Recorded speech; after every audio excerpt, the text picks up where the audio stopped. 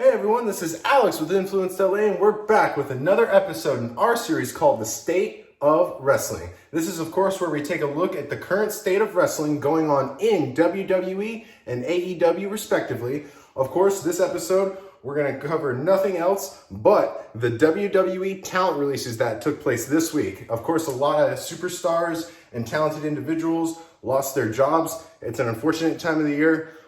With the merger happening last week with WWE and Endeavor, unfortunately, this was something that was going to happen. It happens with every business when they merge. They always look to cut costs.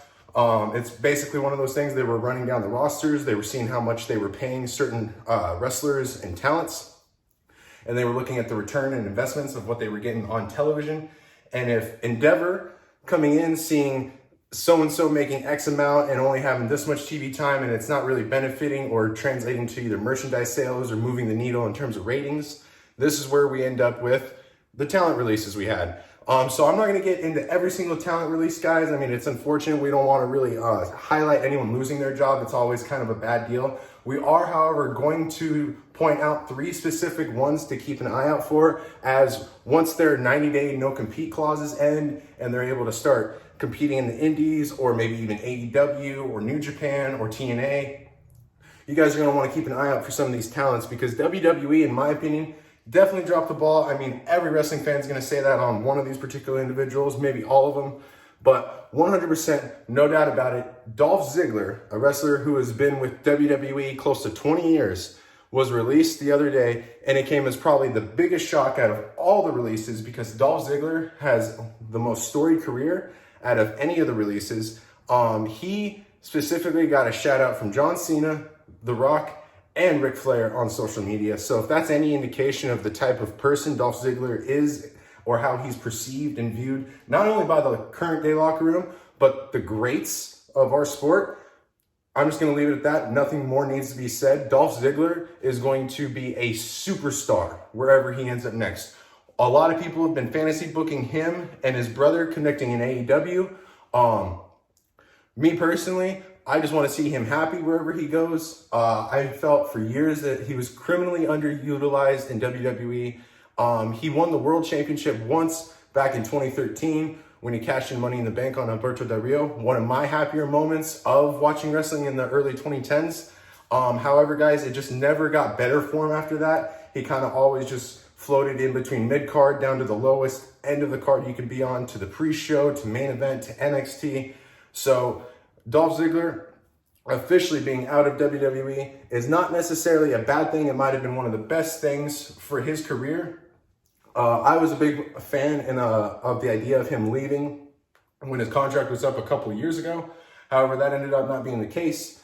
He ended up re-signing, and unfortunately they ended up not doing anything with him. But now he is officially a free man. So of course he was one of the 23 people released. He was the biggest name out of all of them. So definitely keep an eye out for Dolph Ziggler popping up on your wrestling programming here in the near future, whatever you guys end up watching. If he continues to pursue that, he of course is a great stand-up comedian. Check out some of his work. Yeah, and then moving on, we wanted to highlight 2 more releases that WWE had. The other one was going to be Mustafa Ali. Very, very talented individual. He never got the proper backing or the proper creative in WWE to really explore his potential. You want to say that? Yeah, his potential in WWE. Dude can wrestle and put on a clinic with anyone. The talent is there. The mic work and the charisma could maybe use a little bit of work, but hey, at the end of the day, he still got out there. He did the gig. He had a lot of his own creative that he wanted to implement, but WWE would never really get behind him with it. So if anything, this might also be one of the blessings in disguises for the talent out of all of the releases, is Mustafa Ali. He's going to land on solid footing somewhere, whether it's AEW, New Japan, TNA. Mustafa Ali has all the talent in the world. If he works on that charisma, if he gets the proper backing with some of his creative ideas, I think he's going to be a great, great breakout wrestler coming up in the next year, 2024. So keep an eye out for Mustafa Ali. And then the last release is, of course, Matt Riddle. Guys, Matt Riddle had all the potential in the world to be a world champion for WWE.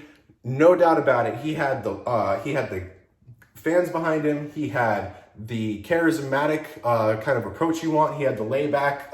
He was a different kind of gimmick and a vibe for the modern day audiences that can kind of attract modern day youth as well as still relate to some of the adults. But his own worst enemy ended up being himself, as he continuously got in his own way, whether it would be him having the sexual assault allegations come out about him a couple years ago during the Me Too movement, or when he actually claimed sexual assault at the JFK airport the other day. So realistically, it's just one of those deals where he is kind of like a PR time bomb, where it's you know, you just don't know when it's going to explode, but when it explodes, how destructive is it really going to be to the bottom dollar of the business? And at the end of the day, with the merger just happening last week, not only is this WWE's money now, this is Endeavor, this is TKO, this is all of them put together. And they probably took a look at this situation and realistically looked at it from a perspective of, we don't know if we can actually trust this guy moving forward, let alone to push him, let alone to even keep him employed by our company, especially with just too many incidents that have come up. So unfortunately, Matt Riddle was released.